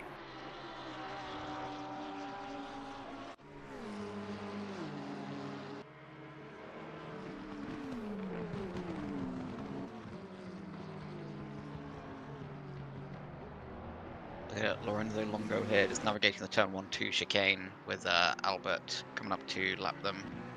And I think we can see Sardi there just skipping the chicane. Just missed a braking point. It's so easy to do, especially in the changing light conditions. For sure. So Something of note, the Nissan on track currently being driven by Albert is the fastest car out of everyone on track at 284 kilometers at its peak. So definitely that high speed is going to probably help them maybe rating in a position or two. All depends on consistency, obviously, on top of that. Definitely a fast car, regardless. Good pick for Monza. Well, unfortunately, Yeah, it seems like the definitely. cornering is not quite up to par. But yeah, it's still quite a good job, and looking like maybe P5 overall is on the cards. Only 8 seconds behind Scott Brewer, so there could be another position in there, and we'll have to see where Penelope Dobbins ends up after her pit stop, which is hopefully coming up in the next 12 minutes, because after then the pit window closes. I'm sorry. I started out at odd. Now I'm starting to get a bit worried.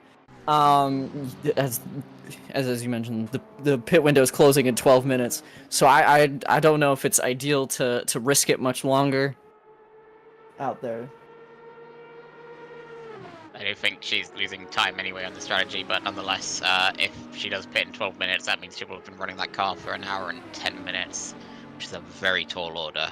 So I don't think we're in danger of that happening. Suddenly we have a 3-car battle for position now between Eke Maribor in the Reiter, Adrian Dubrovka in the V12, and Sion KP taking the overtake there in the Bentley Continental GT3. Taking the position from Adrian Dubrovka for P14 there.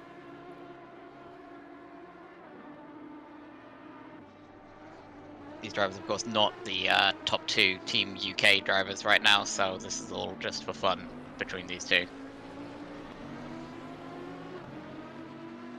I mean, Sion, I think, feels a bit out of place here.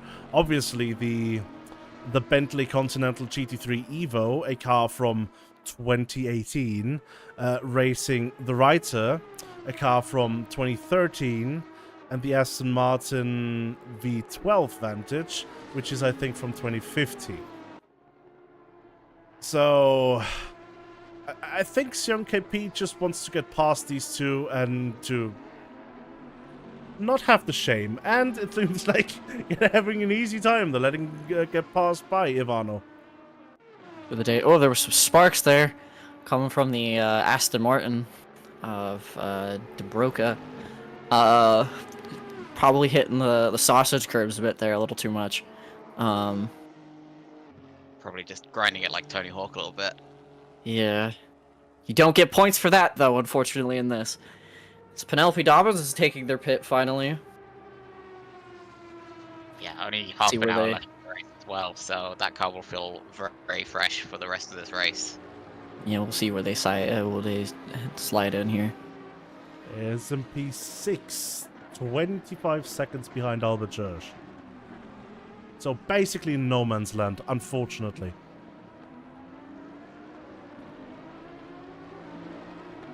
Really good run, but this is what I was afraid of. I thought she'd be battling with Albert, but it hasn't unfolded that way. Possibly just too much time spent on those worn-out tyres to claw it back on these fresh tyres now. Now that finally every car except for Kong has pits, but Kong is unfortunately not quite in the running for a top scoring position. Let's start the speculations, and I don't think we really need to speculate very much. It looks very comfortable right now for Team Germany to take this win, with the Porsche on P1 and the BMW on P3. Albert Wong has an absolutely dominant lead of the field right now. I believe it was 22-second gap to the Mustang behind them. So unless they start making mistakes or the Mustang starts pulling back time somewhere, it's looking like they have a pretty high chance of winning this. I'm not quite sure, 22 or 23 seconds now even, could be pulled back in 28 minutes that easily. I mean, I don't know. It's going to take an awfully big mistake for that to happen, obviously. Which obviously we don't hope for, right? No, of course not. No, but nonetheless, that's the suspense right now. This race is in the hands of Team Germany right now, and it's just a question of whether they can hold on to it. The ball is in their court. And so far, they've been running pretty cleanly with it. They have, and I imagine we're hoping that they'll hold on to it. Probably they're hoping so even more than we are. Probably feeling the suspense a lot harder than we are as well. Yeah, they're the ones. It's kind of moment when it's exactly like the time when you start playing mind games with yourself. So. Yeah. I hope they will be hoping for themselves to win. That is a healthy mindset to have. Oh, you know what I mean. Oh! Audi getting a bit of traction loss there. I think that... I was co-high, unfortunately. Let's take a look at that. Yeah, I'm not sure. Oh, yeah, they got into the grass a bit, and then they just got loose. Yeah, I think at this point it's starting to be the nerves and the concentration acting a bit up. After all, we have been racing for over an hour already. And usually, most of these drivers that are regulars to tracc.eu race for an hour at most. So it is great to see that these people are trying to go for a longer distance now. However, it can be stressful on the mind, as we've just seen with Dirty Koi.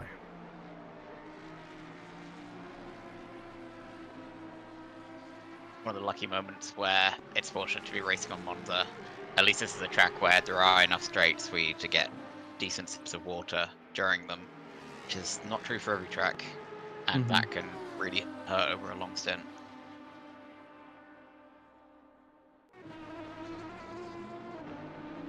Adrian Dubrovka here, going for the inside, however, not brave enough to brake late enough.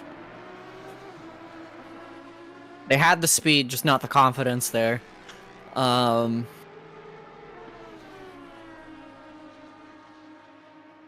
though, keeping it smooth for the chicane. Now, what I will say, since you just mentioned it, April, the straights here are long enough for sips of water, that is correct. However, they are not long enough to brew yourself an entire cup of tea, like the straight in Paul Ricard. That's very true, yeah. Was this a tested theory? Tried and tested, yes, multiple times. Definitely. I have picturing you in your sim rig with a kettle right next to you as well. No, not the sim rig. So basically, coming onto the straight. There's a bit much of a curb there by Ivano. Coming onto the straight in Paul Ricard, you get your trusty brick as Agent Dubrovka gets a bit loose. You get your trusty brick, put it onto the gas pedal, and then you go into the kitchen and make yourself a tea like a normal person in the kitchen. I see, okay. Yeah. The lo-fi cruise control, I like it. Yeah. Basically. So yeah, you go into the kitchen, you make yourself a lovely cup of tea. Depending on what sort of cup you want, either somewhere between 80 and 95 degrees Celsius should the water be. Put the tea bag in, yeah, and then you just wait a few minutes, and then you're at the end of the straight, and you can enjoy your tea. Respectfully, this is the most redneck fucking way of going to get tea during a race I've ever heard from a British person. What do you mean? You're using some redneck wizardry of just tossing the brick on it. That's not a British accent. No, that's not the what do you mean I meant. Oh. Do you think I'm British? Oh, I'm so sorry. No, you're so right. No, you're right. No, I'm stupid. You're correct. You're not stupid. You're fine. I am honored. It's okay. I'll just see honored. I'm honored for I you mean- to think I'm British. I'm honored. Listen. If you drink enough tea on Paul Ricard, you can just become British. That's how that works, right? Look, I've been trying to perfect my technique to brew a speed cup of tea on the Straits of Silverstone. Unfortunately, I'm not quite quick enough yet. You haven't got that PB yet. Oh god. Brew a cup That of tea TPV. speedrun. As Saint Sardi is going for the overtake here on Zula Kihara, the Honda really showing that it has quite a bit more straight line speed than the Audi.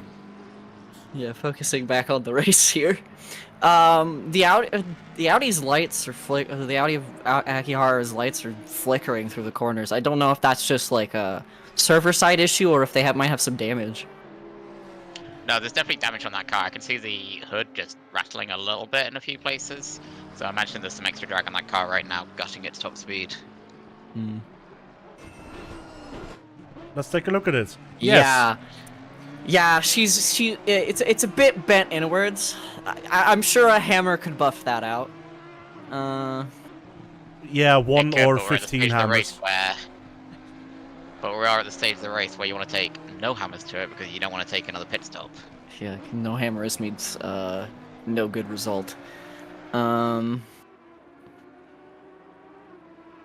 you like that for a transition? Working That was hard. slick, I like that. Young P is And the catching Jordan up to came out again, Bud I now. love It's a battle between the British cars again. Sion KP still trying to get past all of the old cars. Probably will not be able to catch Daryl Young. However, getting past Bud, who I think we established earlier is also in a V12 Vantage, is definitely doable, especially with a run like this. I'm looking at how big the Bentley is. Yeah, speaking of bricks, that really is a brick shape hurtling down the straight, having a little peek up the inside, just getting a little bit of clean air towards the end of the braking zone. Still can't quite find a way around, can't find the grip from Parabolica. Still just hanging in there. That's wrong.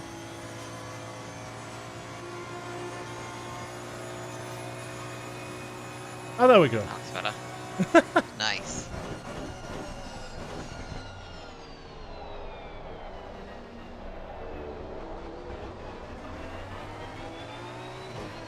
Yeah, especially because, like, for a corner like Parabolica, the faster corners here, although you're running a low downforce setup, when you lose what downforce you have, you really notice it.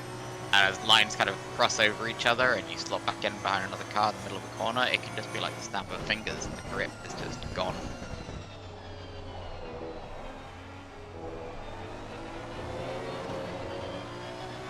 I get the feeling, however, that this braking into the second chicane there was a bit more than Constantina effect, and Seong is really pushing right now. The Pit lane window is closed. exactly. Thank you very much. And Kong has also gotten in the mandatory pit stop, so everyone's gotten that, and no one's getting a penalty. Lovely. Yeah, they probably slipped in there when we were focusing on other things. But definitely good that they got it regardless.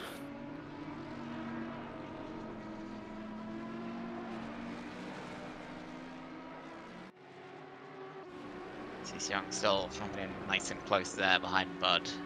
Still close enough to hold onto that slipstream. Not enough to make a move here into Parabolica, I don't think, but probably thinking ahead a little bit how to get a good line Ooh, through here. big dive! Big dive! And it does not work out. Off track goes the Bentley. Oh. Looks like just missing the braking point. Yeah, that's what I'm thinking happened. Yeah, last second avoidance maneuver. Yeah. Yeah, luckily. Good effort to avoid that. Yeah, luckily they didn't take anyone out with them, but that was a big dive. Gonna be the kind of dive where you're not really trying to dive, you're trying to just make the lunge because the alternative is a crash. Yeah, not every dive is purposeful though. Yeah, definitely. Now, what I quickly want to mention is that Albert Jursch has been cutting the distance to Scott Brewer from about 9 seconds to 6.6 right now. So it looks like Albert Jursch is not yet done. Will it be enough in the final 18 minutes, however? If it is enough, it will be tight. That's for sure. Mm-hmm. Definitely, and it's not just about catching up, it's also about overtaking afterwards. But once you get in the slipstream range, that helps you a bit. It does. The other thing that'll help Albert here as well is these cars are polar opposites. The McLaren is a downforcey car that munches up corners, but the Nissan is a complete opposite. No downforce, no drag, and massive top speed. So that's a big advantage to getting an overtake done on the straights, as long as Albert can get close enough to try it.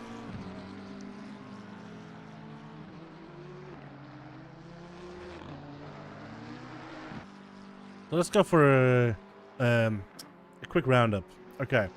It still looks like it's very comfortably in Germany's hands, with the Porsche in P1 and the BMW in P3. Unfortunately, Team USA, now that only Julian Metzner is left in P2, I don't think they will have any chance of getting any close reasonably to the Team Germany. And the closest one is right now Team UK with Scott Brewer and Penelope Dobbins in P4 and 6 respectively. However, that's just not good enough when the opponents are both on the podium. Yeah, I think you're completely right on that.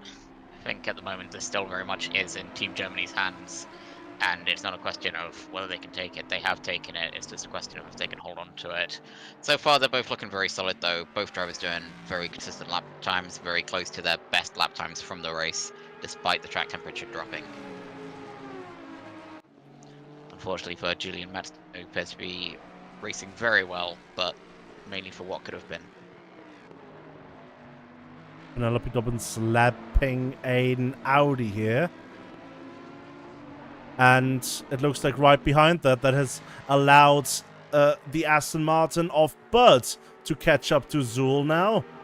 Zool, of course, we looked earlier with the damaged front. I think that is still the case, as the Aston just almost whizzes past there. Not able to make a stick.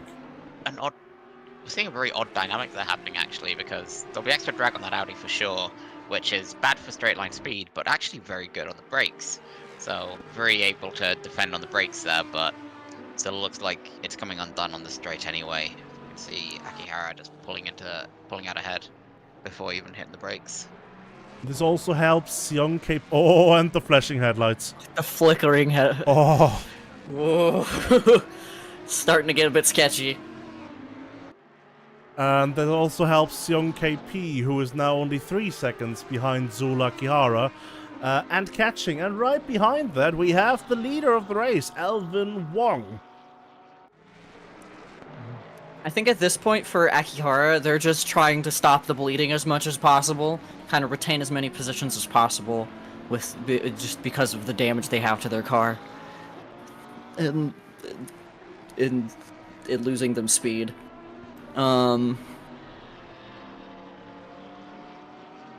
So Wong gets just let by. The Bentley taking a Kobayashi-esque line through the grass there. Yeah, putting a lot of faith in that suspension. Now let's see if Team Germany can at least help one another when it comes to the lapping. Oh, Zula Kihara still staying in front and, at the entry to Ascari.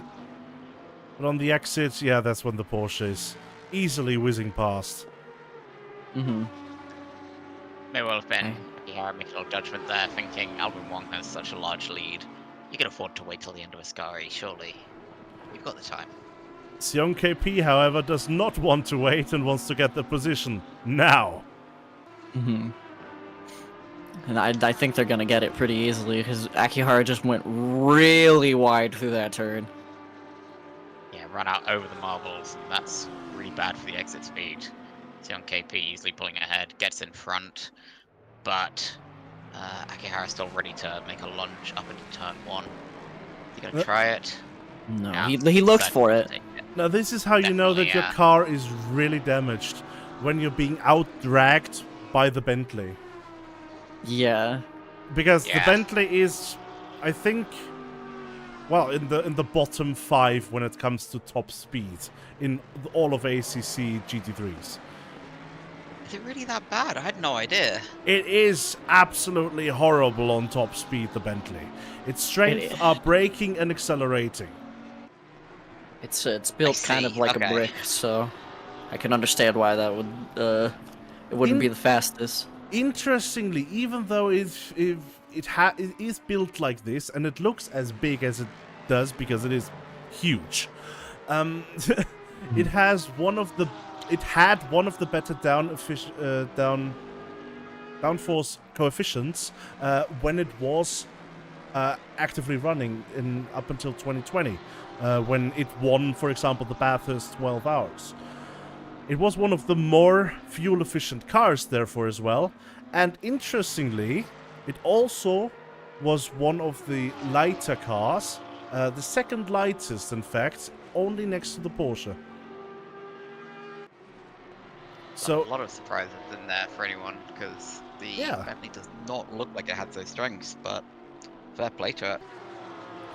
yes, and then in 2020 they won the Bathurst 12 hours, and Bentley decided, all right, we won something, we're out. They literally just took the win and ran. They're like, we peaked, we must go. I mean, that is The what Nico Rosberg approach. that is what they are known for. Oh, as we see, Whoa, his rider car goes around. Ivano, yeah, they're on the back straight, just losing it. But that is what Bentley is known for, because they did the same thing in Le Mans. They tried in 2001 and they didn't win. They tried in 2002 and they didn't win. They tried in 2003 and they won, and then they dipped. Yeah, it's got some front end damage. It might have hit something like a wall. Unfortunate for the second of the writers, yeah. Yeah, they're not gonna have a lot of time to recover from that, unfortunately.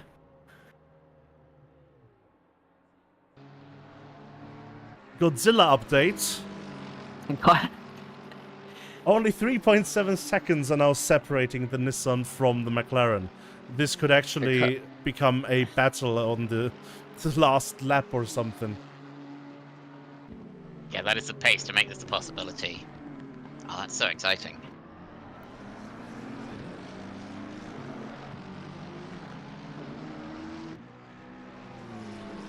That is, as it looks like, they're shaping up to be the closest battle that we have. Well, except for maybe when Sion KP is able to catch up to the V12 vantage of Bud again, which is also shaping up to happen sooner or later. But, well, as I just said, the top speed of the Bentley is not the best.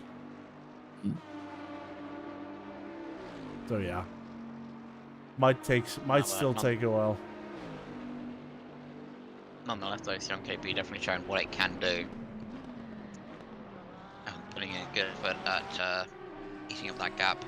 Still going about a second lap faster than Bud. So far, I have to say, I've been loving the racing we've been getting from this so far. It's been very entertaining to watch. I'm probably gonna reiterate that a couple times in the last 9 minutes here, but like this has been a very eventful race. A lot of cars you don't see normally doing very well.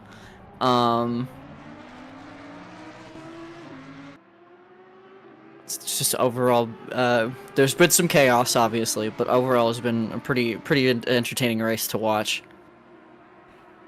I completely agree. There's been a great formula for just shaking up the order a little bit and getting some really interesting action. See here, Dodi Kohai losing out a little bit more, losing out on a few more positions.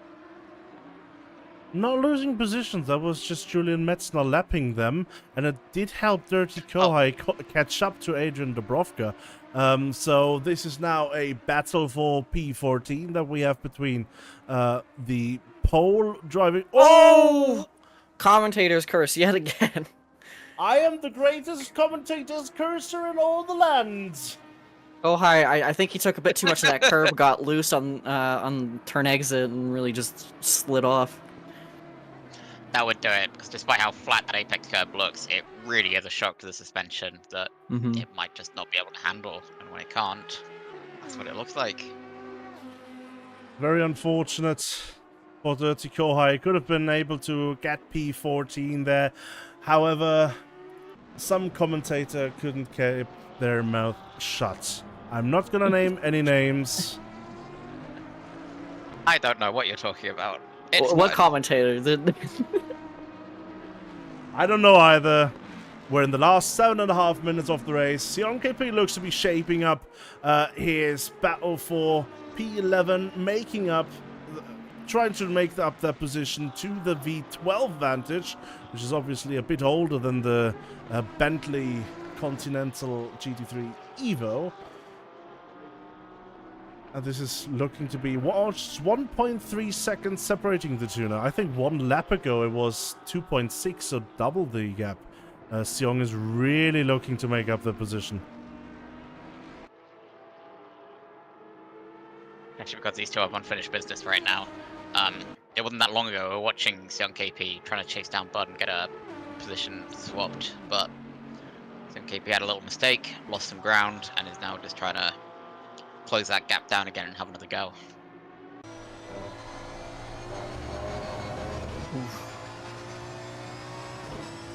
I love how the sparks look at night. Shines Great so visual. bright. Yeah, it's beautiful. Oh, and Definitely. the Bentley is coming close again into Parabolica. This is something that we saw already, but this Trying to time... get no sale.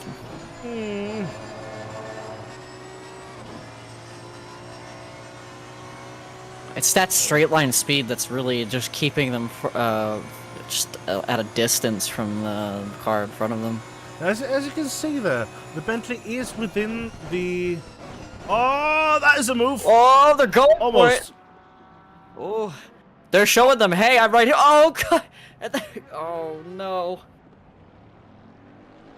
I was about to say, they were showing them, hey, I'm right here. I may not be as fast as you, but I'm right here. That's quite unfortunate for... Was it Dubrovka or Bud? That was Bud, unfortunately, that got spun around there. And it does look like Sion KP does not think it was his fault. We'll let the stewards handle that later. But it also looks like Albert just had an issue, because he's now suddenly 17 seconds behind Midnight Hurricane. While previously having caught up to within 3 seconds. I'm gonna have to correct you on that. It was Scott Brewer that Albert was hunting down. Scott Brewer is now a fair way adrift in 5th, so it looks like Scott Brewer's had something go wrong. You are correct. It's all good. Yeah, they're coming into the pits here to get some repairs. Yeah, look at the front end damage. Yeah, they probably misjudged a turn and got into the wall there a bit. Which is not ideal for Team Great Britain, I will say. Because that's one of their top cars right now. That is a fair That is their top car. statement. That is, yeah.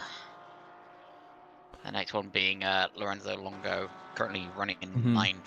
I imagine Scott will still stay ahead of that, but yeah, that is a lot of ground to lose. That means the top British car right now is the Jag. Jag.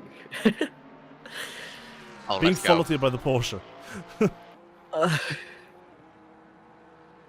So, yeah, that is true. I mean, P1 looks pretty safe in the hands of Team Germany still, with them being 1 and 3. However, second place is now not so clear. Penelope Dobbins in P5 and Lorenzo Longo in P9, but right between those two are the top Italian drivers, with Ivanov in the Lambo Huracan and Daryl Young in the Reiter. So who It's of time those is for the going to maps take to it? come out. Yeah, maybe. Do you have quick math skills? I do. In fact, right now, Italy and UK are tied for points.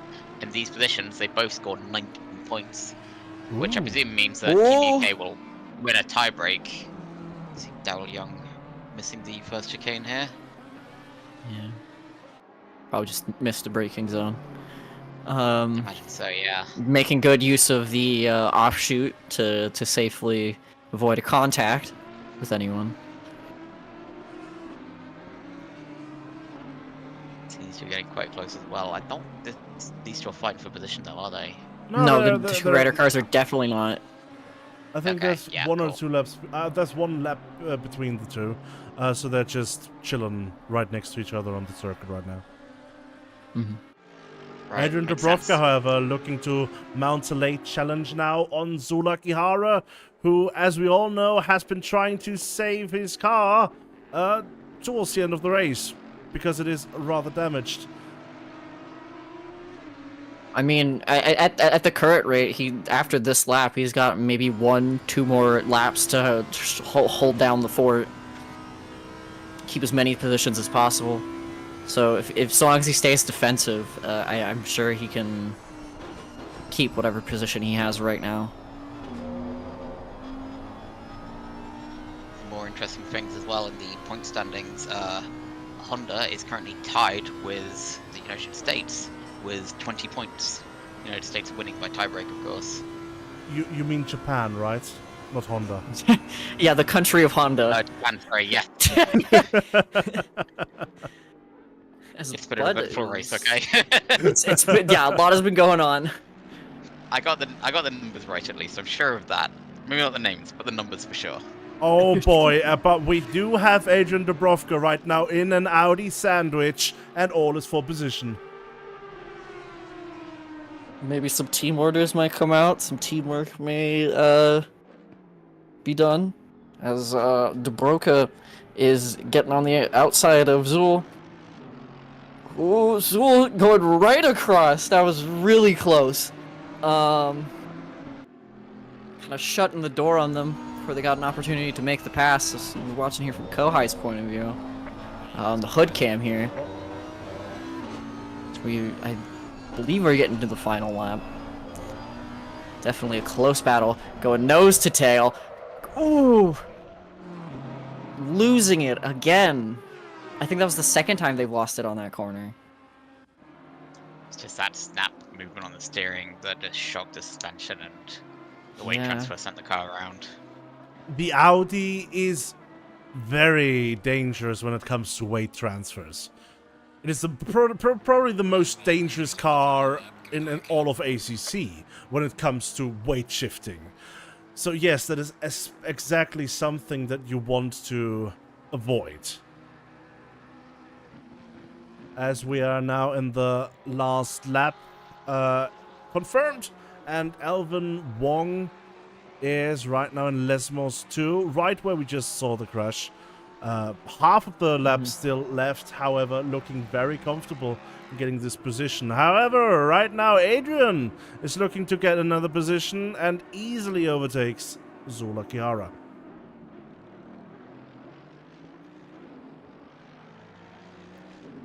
Feel like Kihara's still nursing that damage. We can see the headlights flashing there. Yeah. Back on board with Alvin Wong, who's rounding out the final coming into the final sector now to wrap up this race. Only one corner left with Parabolica. This Porsche driver has led the race from beginning till end, with one little exception when the Jag managed to just sneak out in front. But bringing it home in first place is Alvin Wong, your race leader for Team Germany. Very dominant performance from them and Team Germany today.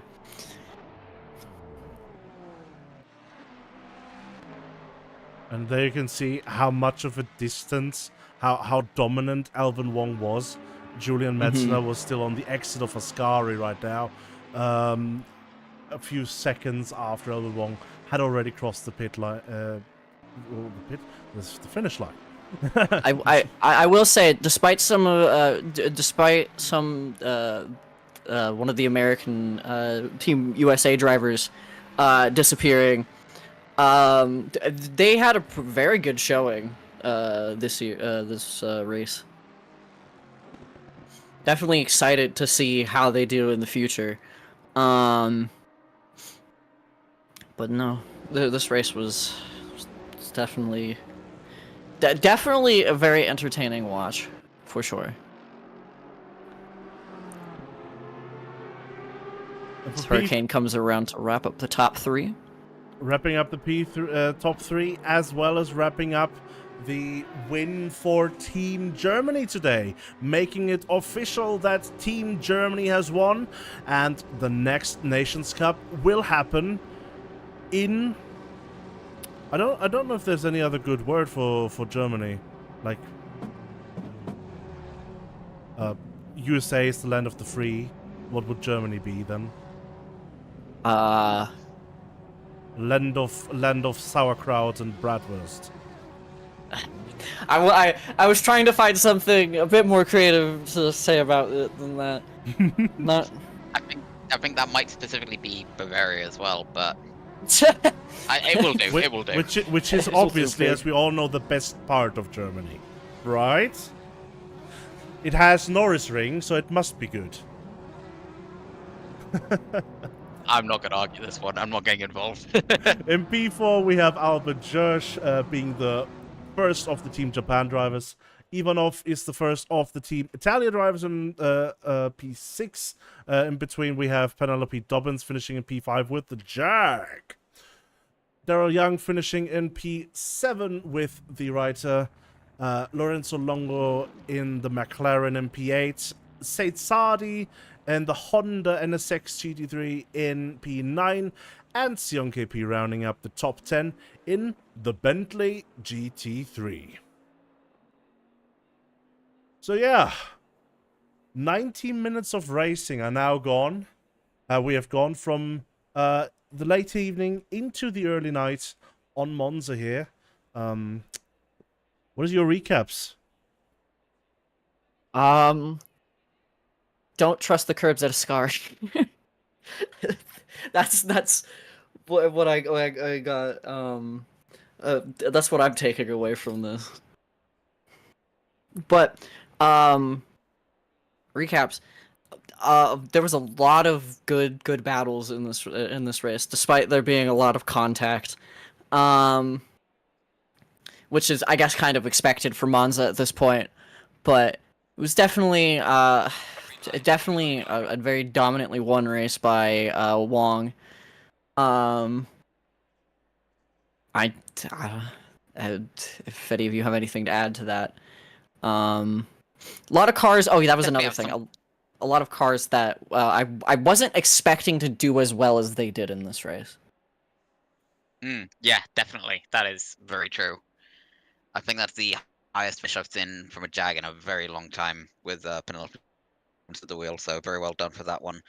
And I think also Julian is an example of why holding on, hanging there is important sometimes, because we thought that America was going to be challenging Germany for the win. That didn't unfold. At one point, I actually said that Julian was racing for what would have been. I don't think that's true anymore, because by my maths, America has taken second out of this with only one. So, yeah, I think that's a result worth being proud of. Never give up. Never give up. Right. Never give up and don't trust the curbs at Ascari. I think there's two great takeaways from today. Two great learnings. I can only agree with you, and I think that we've seen a great race today, and I'm looking forward to the next time we come around, which will be at some German track. Presumably the Nürburgring, because I don't think ACC has anything other German than the Nürburgring and the Nordschleife. And honestly, Nordschleife, challenge. But big show though. We will see once it comes to that. There will be in about 4 months, starting off the next season. This was the start of season 24-3. Obviously, the third trimester, I think, of the Sure, year. we'll use that word. We'll use that word. Let me just use that word because I don't know what the actual word for third is in Smart.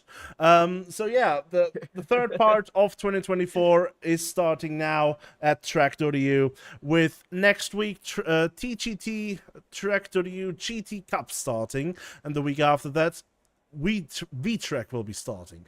And if I'm not mistaken, next week on Sunday as well, the Duo Cup is starting. All of the events can be signed up for on SimGrid now. Thank you all so much for watching today.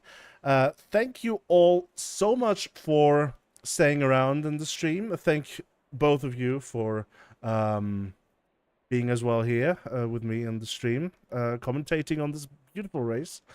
And My pleasure. Yeah, it's a good time.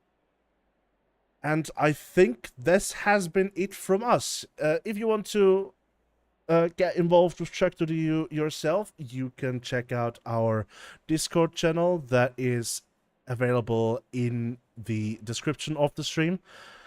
But until then, thank you for watching, and see you on the racetrack.